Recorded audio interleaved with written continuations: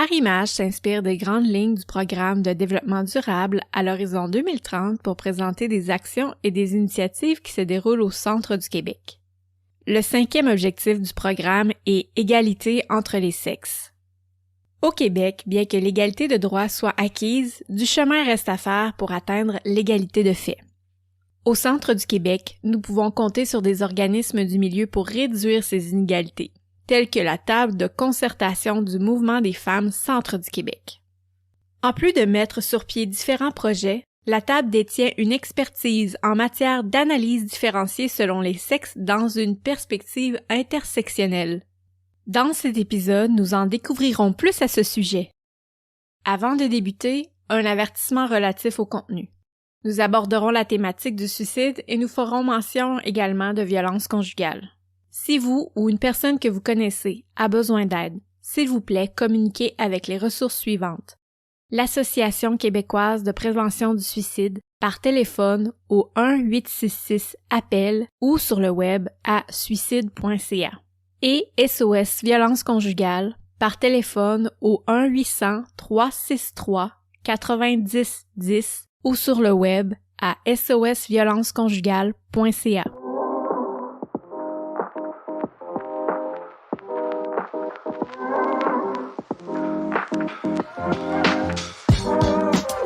Bienvenue à Arrimage, la balado-diffusion du Comité régional en développement social du Centre du Québec. Mon nom est Audrey Michel et à chaque épisode, je vais à la rencontre des gens et des organisations qui s'impliquent pour améliorer la qualité de vie de nos communautés. Ensemble, explorons les dessous du développement social et son interconnexion avec le développement durable. De la concertation à l'action, découvrons ce qui se fait ici, au Centre du Québec.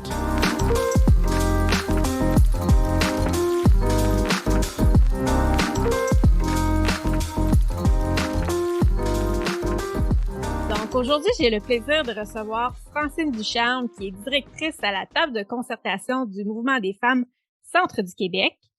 Bonjour Francine, merci beaucoup d'avoir accepté mon invitation. Ça m'a fait plaisir, Audrey, compte tenu que je suis depuis longtemps membre du CRDS, ça me fait toujours plaisir de collaborer à notre organisme, si on veut.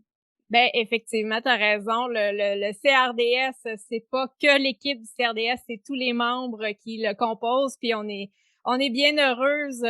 Puis j'utilise le féminin parce que bon, on est une majorité de femmes. On est bien heureuse de pouvoir compter un organisme là, comme la TAM, puis de pouvoir compter sur ton expertise à toi là, à titre de directrice. Puis, ben justement, pour les auditrices et les auditeurs qui connaissent pas la table de concertation du Mouvement des femmes, est-ce que tu pourrais nous expliquer c'est quoi et quelle est votre mission? D'accord. Alors, nous, la table a été fondée en 1998. On va d'ailleurs bientôt fêter nos 25 ans d'existence. On regroupe en fait des groupes de femmes, des syndicats, des groupes mixtes sont préoccupés par l'égalité entre les femmes et les hommes et par l'amélioration des conditions de vie. On compte présentement 21 membres dispersés un peu partout au centre du Québec parce que nous, notre territoire, c'est toute la région centricoise. Et on travaille sur 2 champs d'intervention principaux, qui est la défense collective des droits des femmes et aussi l'atteinte de l'égalité entre les femmes et les hommes. Notre action est vraiment multisectorielle parce on déploie toutes nos initiatives, nos projets dans plusieurs secteurs, que ce soit le droit des femmes, la santé, l'emploi, la politique municipale, l'entrepreneuriat, l'économie sociale, la gouvernance régionale. On est vraiment présent dans tous les secteurs parce que nous, on croit que les femmes ont un rôle à jouer dans tous ces secteurs et nous, ce qu'on veut faire, c'est de leur permettre d'avoir une entrée dans la patinoire régionale, si on veut. On veut qu'elle patine sur la patinoire régionale.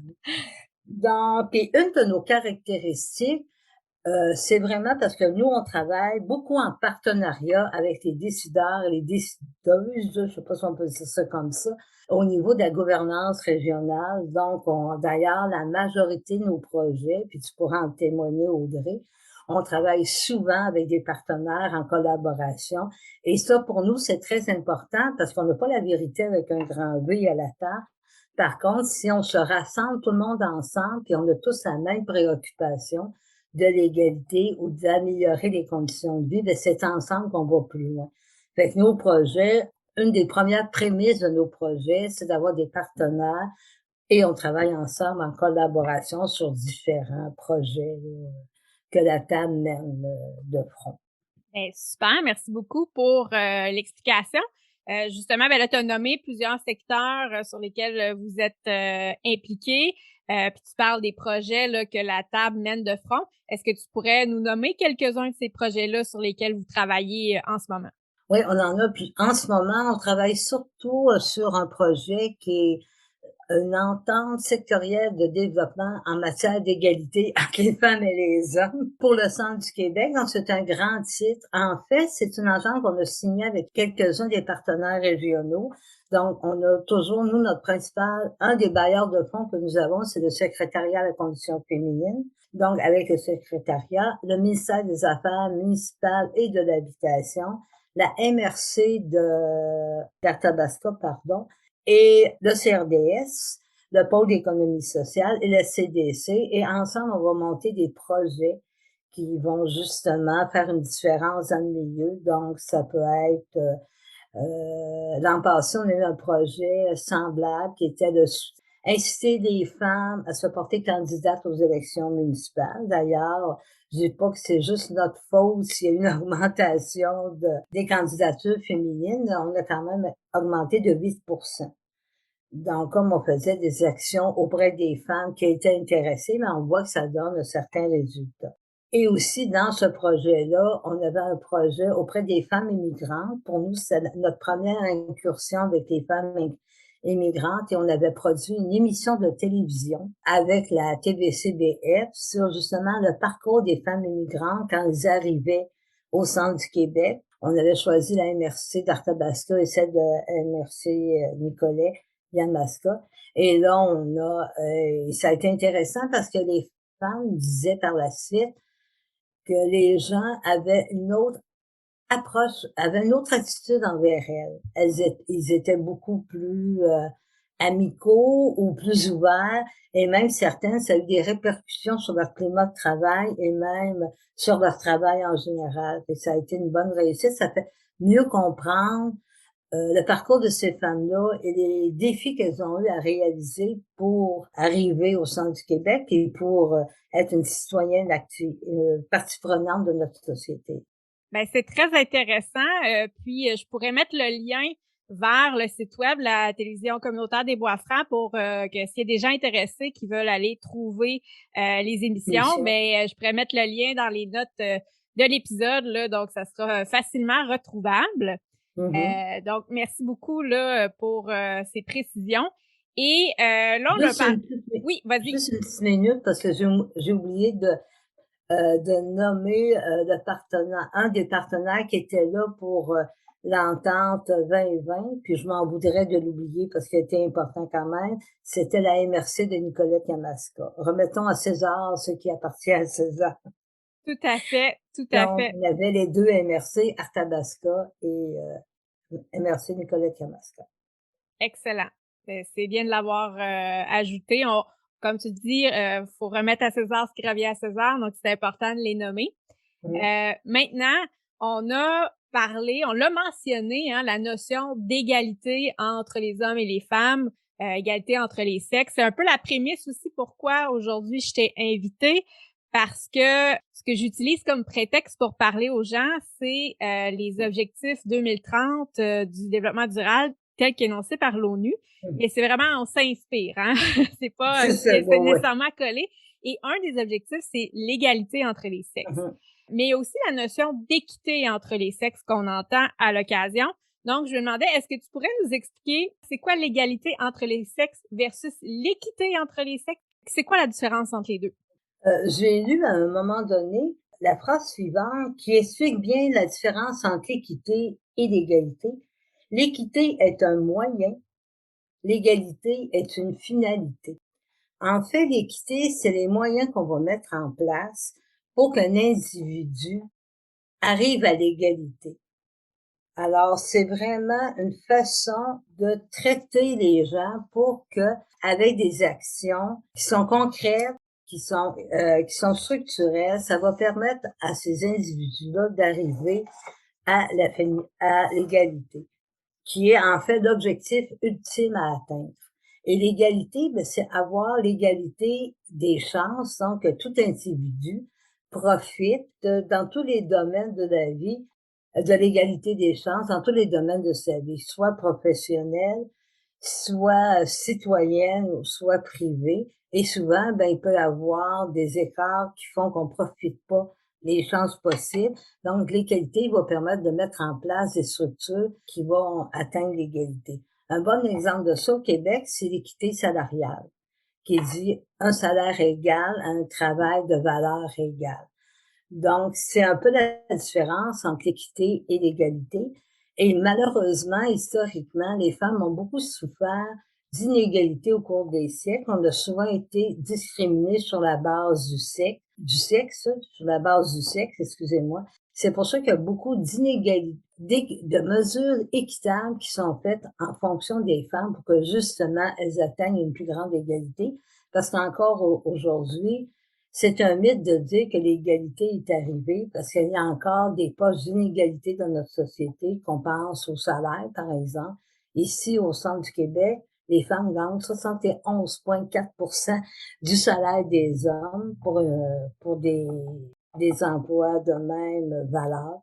Donc, c'est en soi une situation d'inégalité. Merci beaucoup pour ces lumières. Ça place bien en perspective, là. Je trouve que c'est intéressant de dire que l'équité, c'est le moyen d'atteindre la finalité qui est l'égalité. Ça va peut-être aider aussi là, à moins mélanger nos pinceaux de, de le voir de cette façon-là. Et ben là, tu as parlé effectivement, encore aujourd'hui, il y a des inégalités qui persistent, mais comment on fait pour tendre à réduire ces inégalités-là? Et je sais qu'il y a un outil qui existe qu'on Mhm. appelle l'ADS+. Est-ce que tu pourrais nous expliquer c'est quoi l'ADS+? Oui, en fait, la DS+, c'est l'analyse différenciée selon les sexes avec une perspective intersectionnelle. L'ADS est un processus d'analyse qui va favoriser l'atteinte de l'égalité entre les femmes et les hommes dans des initiatives mises en place par des organisations. En fait, l'ADS va discerner de façon préventive des effets distincts que peut avoir une initiative sur les hommes et les femmes qui vont être rejoints par notre initiative. Par exemple, vous mettez sur place un service dans une municipalité, mais si vous faites la DS, vous allez pouvoir voir les impacts que va avoir votre initiative sur les femmes et sur les hommes, et ainsi éviter les effets dommageables votre population ciblée, et aussi éviter les biais sexistes qui feraient en sorte que votre projet pourrait effectivement avoir moins d'impact chez les uns et chez les unes, si on veut. Donc, ça permet vraiment de faire en sorte que votre initiative va avoir un impact qui va pouvoir répondre aux besoins différenciés des hommes et des femmes, parce que je t'apprends rien, les hommes et les femmes sont pas pareils et vivent des réalités différentes. Donc, quand on prend l'ADS et qu'on analyse notre projet en fonction de ce processus-là, parce que c'est un processus qu'on prend du début de l'initiative jusqu'à la toute fin de cette initiative-là, donc jusqu'à l'évaluation, ben c'est là qu'on va discerner les manquements que pourrait avoir notre projet et y remédier. Le plus là-dedans, c'est d'avoir une perspective intersectionnelle, c'est-à-dire si on sait que tous les hommes et les femmes ne sont pas pareils, on sait que toutes les femmes entre elles ne sont pas naturellement un groupe homogène. On a toutes des caractéristiques propres qu'on va appeler des facteurs identitaires. Donc, ça peut être notre âge, ça peut être notre orientation sexuelle, notre appartenance culturelle, notre lieu de résidence. C'est au centre du Québec, si tu vis à Drummondville, puis si tu vis dans une petite municipalité comme moi, à Sainte-Sophie-d'Évrard, où on est 800 habitants, l'accès aux services, c'est différent. Donc, il faut en tenir compte de tous ces facteurs-là pour, encore une fois, qu'on ait vraiment le meilleur rapport qualité-prix, si on veut, de notre initiative. Alors, c'est pour ça qu'il faut regarder à la fois le facteur sexe, mais aussi à la fois tous les facteurs identitaires qui différencient une personne à une autre. C'est une analyse qui est assez complète, là. Ouais, c'est ça. Mais ça devient à un moment donné, tu sais, pour moi, c'est rendu un réflexe, là. Quand j'ai commencé à travailler à l'analyse, à l'ADS, c'était pas si évident que ça, là. Maintenant, c'est rendu plus un réflexe. Puis moi, je dis souvent, c'est quand vous faites votre projet, à chacune des étapes du projet, posez-vous la question, qu'en est-il pour les femmes? Qu'en est-il pour les hommes? Qu'en est-il pour toutes les femmes? Et qu'en est-il pour tous les hommes? Donc, on va avoir des réponses différentes pour juste, à partir de ça, être ouvert aux réponses que ça va donner. Merci pour ces précisions. Est-ce que tu voulais ajouter quelque chose? Ouais, ben, je voulais te donner aussi, un des avantages de l'ADS, on l'a dit tantôt, c'est d'atteindre l'égalité des faits, l'égalité de fait entre les femmes et les hommes, parce que faut que cette égalité-là, qu'on a déjà par les lois, tout ça, se concrétise dans les faits dans notre vie du quotidien. Et l'ADS sert à ça. Puis c'est bon pour les organisations parce qu'on est sûr que notre projet va remplir notre objectif. On sait que les décisions qu'on va prendre vont être adéquates parce qu'on va avoir fait le tour de la question, si on veut, puis on va avoir raffiné notre connaissance d'une situation X qui va nous permettre vraiment d'atteindre les meilleurs résultats pour les gens qu'on dessert. Super, c'est très intéressant. Mais tu l'as dit, hein, au départ, pour toi, c'était pas nécessairement un réflexe, que c'est devenu un réflexe avec le temps. Peut-être que les auditrices et auditeurs, ils se disent, c'est bien beau, là, mais concrètement, là, ça ressemble à quoi? Est-ce que tu aurais un exemple que tu pourrais nous donner pour démontrer c'est quoi l'ADS? Puis si tu as un exemple du Centre du Québec, c'est encore mieux. Je pourrais en donner deux. Mais je vais commencer par celui du Centre du Québec, qui est un bon exemple, qui date un peu malheureusement. On l'a fait dans les tout premiers de l'ADS, qui est l'ADS+. On commence, ça fait pas si longtemps que c'est une approche qui est utilisée fréquemment par les groupes. On est encore, je dirais, on est à l'époque de l'adolescence de l'ADS. Moi, quand j'ai commencé, c'est à la toute jeune enfance. Là, on est plus à l'adolescence, puis on s'en vient tranquillement vers l'âge adulte de l'ADS. Donc, c'est pas encore une approche qui est très utilisée. Donc, il est difficile d'avoir des exemples concrets, surtout dans notre région, où on commence vraiment de déployer des actions à la grandeur de la région. Mais quand on était dans le début de l'adolescence, vers 10-12 ans, là, c'est le début de l'adolescence, on avait fait un projet avec la table régionale des personnes aînées à l'époque. La table avait un projet sur la prévention de la détresse psychologique et du suicide chez les personnes aînées.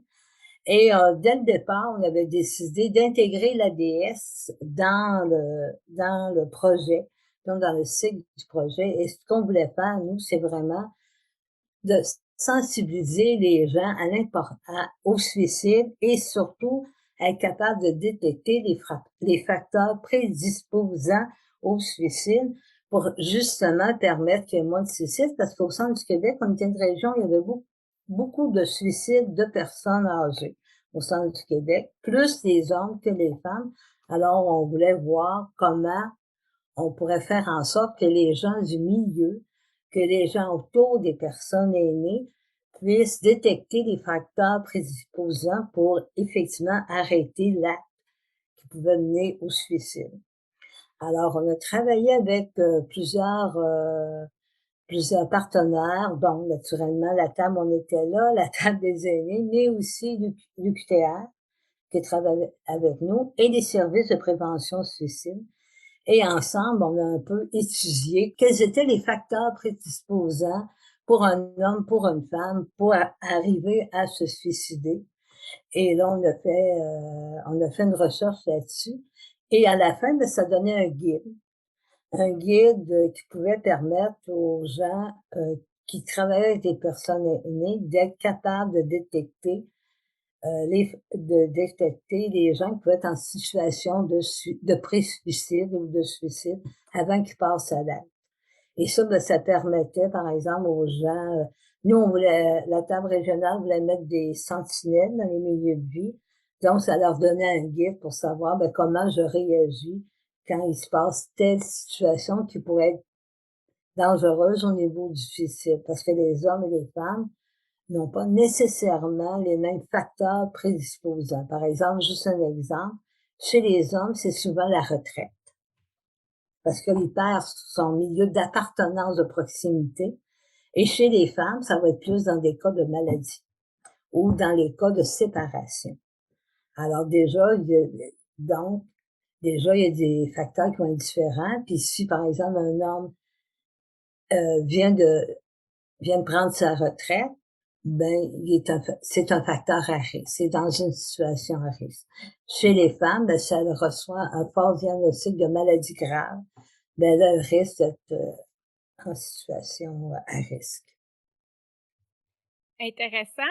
Puis là, tu parlais qu'il y a des différences au niveau des facteurs de risque chez les hommes et chez les femmes. C'est pas les mêmes facteurs de risque. Mais est-ce que votre étude est allée aussi s'intéresser aux manières d'intervenir auprès des hommes et Oui, des tout à femmes? fait. Oui, tout à fait, parce que avec les gens qui travaillent en prévention du suicide, eux-mêmes le disaient, on n'était pas capable de mettre le doigt sur la chose de façon scientifique, si on veut, entre guillemets, là, mais de façon intuitive. On voyait bien qu'on ne pouvait pas réagir de la même façon. Par exemple, les hommes, ils veulent avoir une situation, ils veulent avoir une solution à leur problème là, c'est tout de suite. Puis si tu en donnes pas une tout de suite, il va passer à l'acte. Puis les hommes vont rarement consulter longtemps pour avoir de l'aide. Ils ont besoin d'aide là. Faut que tu leur donnes la solution là. Puis là, ils penseront pas à l'acte. Alors que chez les femmes, ils vont en parler beaucoup plus avant de passer à l'acte. Ils vont donner des signaux d'alarme. Ils vont vraiment être plus attentifs à recevoir de l'aide que les hommes. Puis surtout que les hommes vont utiliser des moyens beaucoup plus létaux qui sont la pendaison ou le recours à une arme à feu, alors que les femmes vont prendre plus ces médicaments, ce qui donne un temps de réaction que n'aura pas la pendaison. Alors souvent, c'est pour ça que les hommes veulent avoir une solution immédiate. Et que les femmes, on peut leur dire, regarde, on va faire comme un contrat qu'on appelle là, avec toi, puis on va dire, demain tu m'appelles, ça, puis on va être capable de faire plus d'interventions auprès des femmes qu'auprès des hommes. Alors, c'est déjà une façon d'intervenir qui va être différente. C'est très intéressant. Puis si on a si vous avez la documentation sur le site web de la table, là, ça aussi je pourrais le mettre là en lien dans les Ouais. notes d'épisode là, parce que je suis certaine là que il y a des gens qui vont vouloir en savoir plus. Tout à l'heure, tu me mentionnais que tu avais deux exemples. Donc, on a parlé celui du Centre du Québec. C'était quoi ton deuxième exemple? C'est un exemple que j'aime bien donner quand je fais des sensibilisations auprès des municipalités. Parce qu'on peut faire un déneigement genré avec l'ADS. Dans un pays, en Suède, je ne nomme même pas le nom de la ville, là. Demandez-moi pas le nom de la ville, mon suédois est assez basique. Ils ont fait une étude où ils se rendaient compte que après une tempête, les femmes étaient plus sujettes à des chutes que les hommes. Il y avait un grand nombre de femmes qui se rendaient à l'hôpital parce qu'elles avaient fait des chutes, puis il y avait une jambe cassée ou un bras ou il y avait des blessures. Ils se sont rendus compte que les femmes, c'était elles qui allaient reconduire les enfants à l'école ou à la crèche et qui se promenaient sur les trottoirs, donc qui étaient plus glissants, donc ils tombaient plus.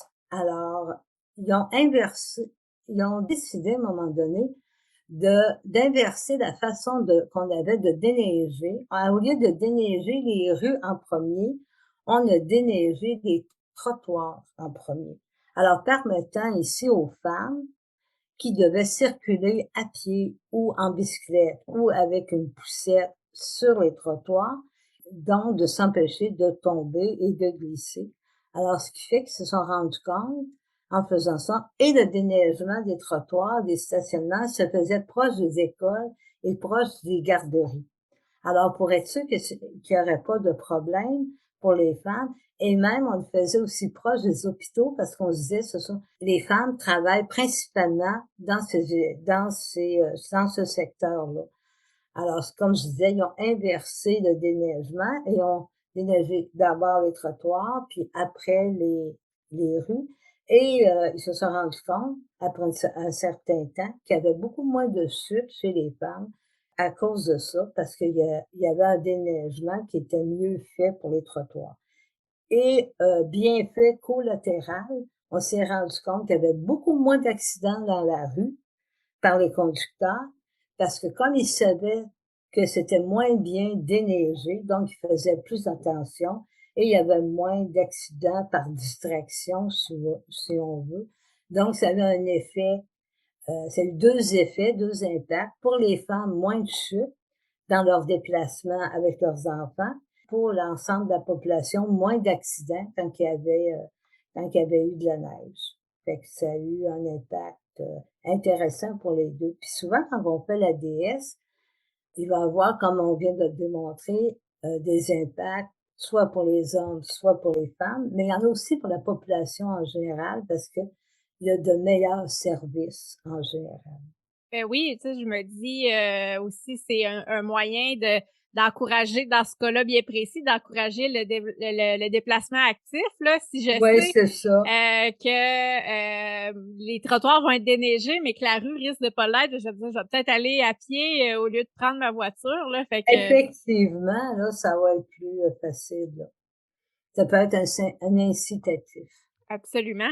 Ben, c'est très intéressant comme exemple.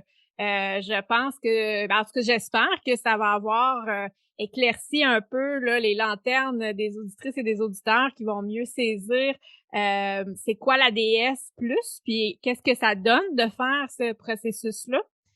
Maintenant, ben là, on a parlé justement d'ADS+, on a parlé d'équité entre les sexes, d'égalité entre les sexes. Pourquoi c'est important de se préoccuper de l'égalité entre les sexes et d'utiliser un outil comme l'ADS+, dans une perspective de développement social et j'ajouterais dans une perspective de développement durable?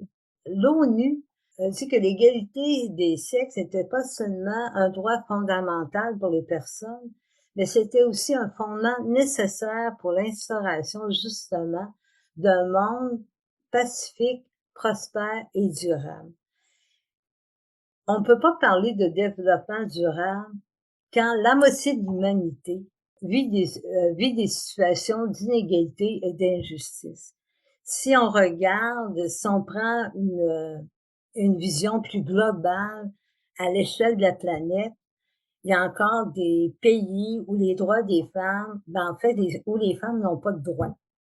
Point à la ligne, là, où leurs droits sont bafoués, le droit à l'instruction pour les petites filles, là, on vient encore en Arabie Saoudite, on empêche l'instruction sur les petites filles. Il y a encore de la violence sexuelle énorme dans ces pays-là.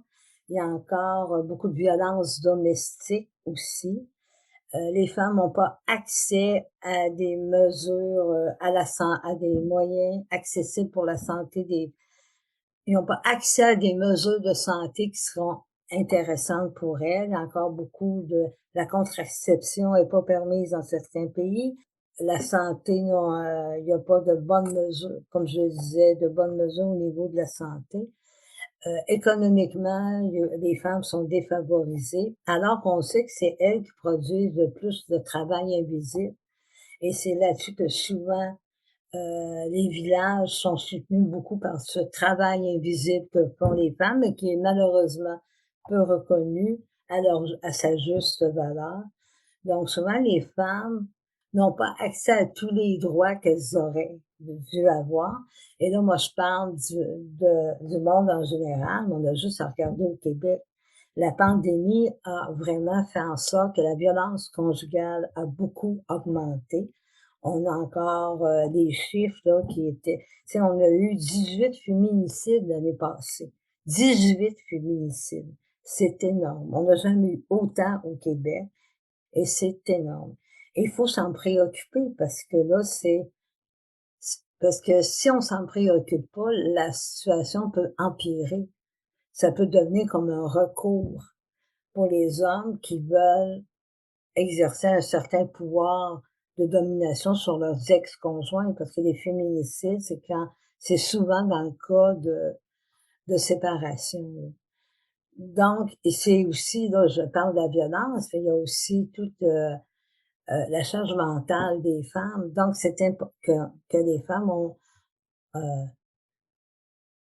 ont vécu lors de la pandémie. La pandémie a démontré, a exacerbé certaines situations pour les femmes, que ce soit ici au Québec ou à travers le monde. Donc, quand on parle de développement durable, ça peut pas se faire sans que tout le monde jouisse d'une pleine égalité pour être capable d'agir dans la société. Si, par exemple, je subis de la violence, c'est sûr que ma préoccupation pour le développement durable risque d'être moindre, parce que ma préoccupation va être la survie.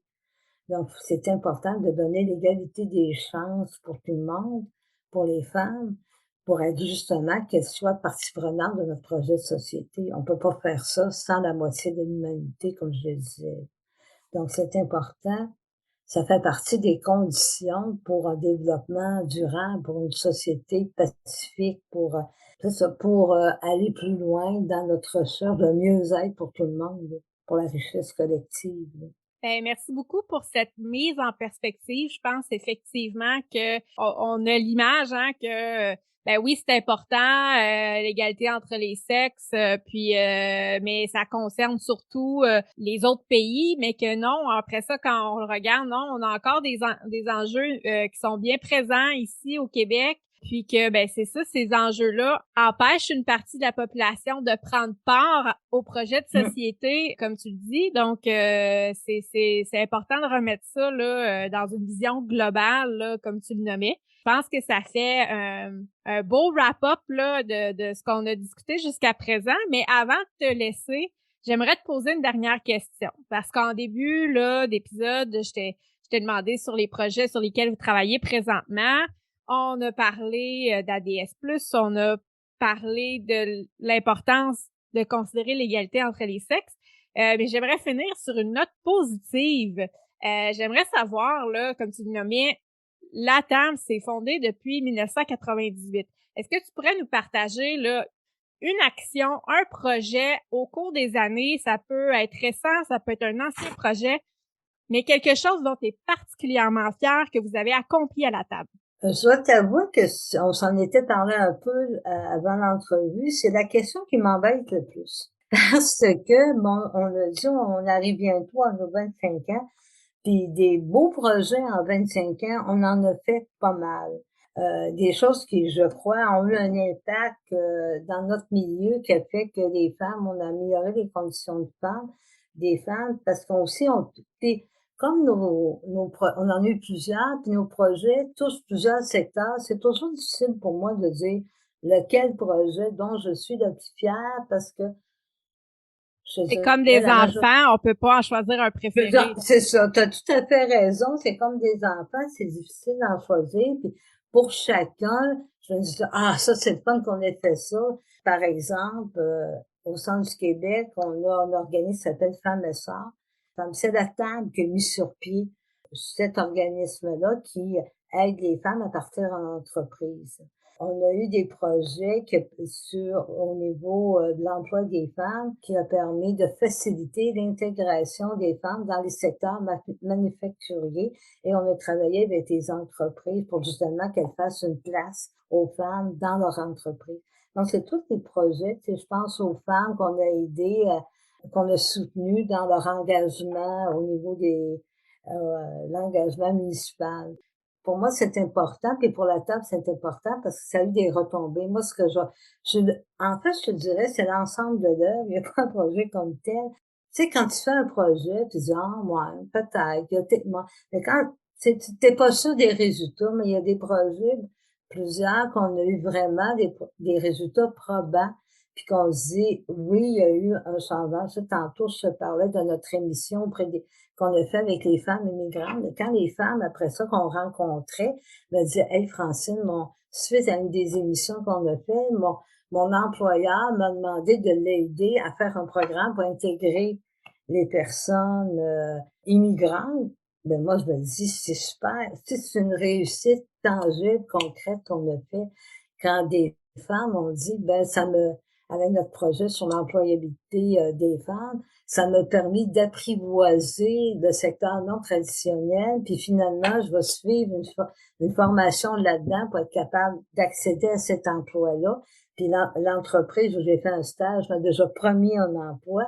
Pour nous, ça, c'est des histoires à succès pour nous là, qui nous rendent très fiers. Mais je pourrais pas dire que des projets en particulier. Je sais que ma réponse est peut-être un peu plate, là, mais en même temps, moi, je trouve que parce que souvent, un projet va avoir un impact sur une facette.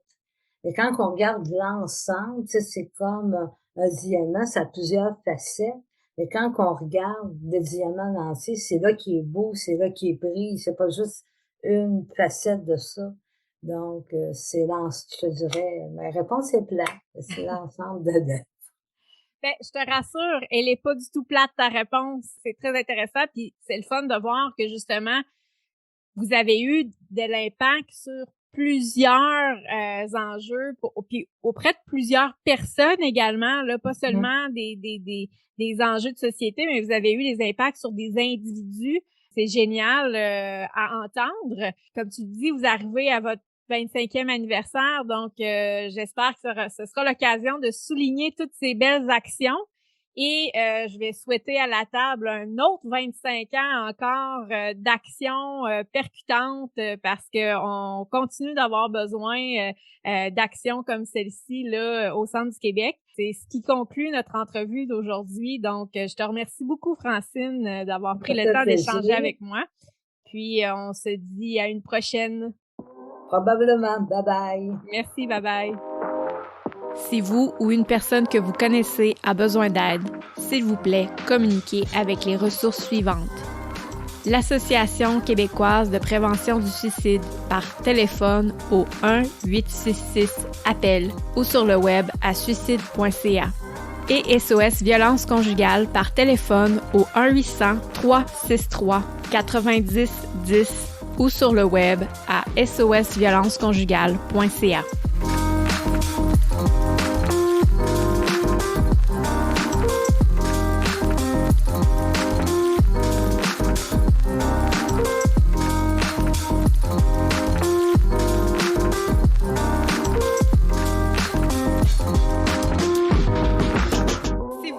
Appréciez cet épisode, abonnez-vous afin de ne pas manquer la sortie du prochain. Pour nous encourager, laissez-nous 5 étoiles et un commentaire sur votre plateforme de balado-diffusion préférée. Cette balado et les activités du Comité régional en développement social du Centre du Québec sont rendues possibles dans le cadre d'une entente de collaboration avec la contribution financière de la MRC d'Arthabasca, la MRC de Bécancour, la MRC de Drummond, la MRC de l'Érable, la MRC de Nicolet-Yamaska, Centraide Centre du Québec et le CIUS de la Mauricie et du Centre du Québec. Pour en apprendre plus au sujet du développement social, rendez-vous sur notre site web au crds.centreduquebec.qc.ca. Merci pour votre écoute.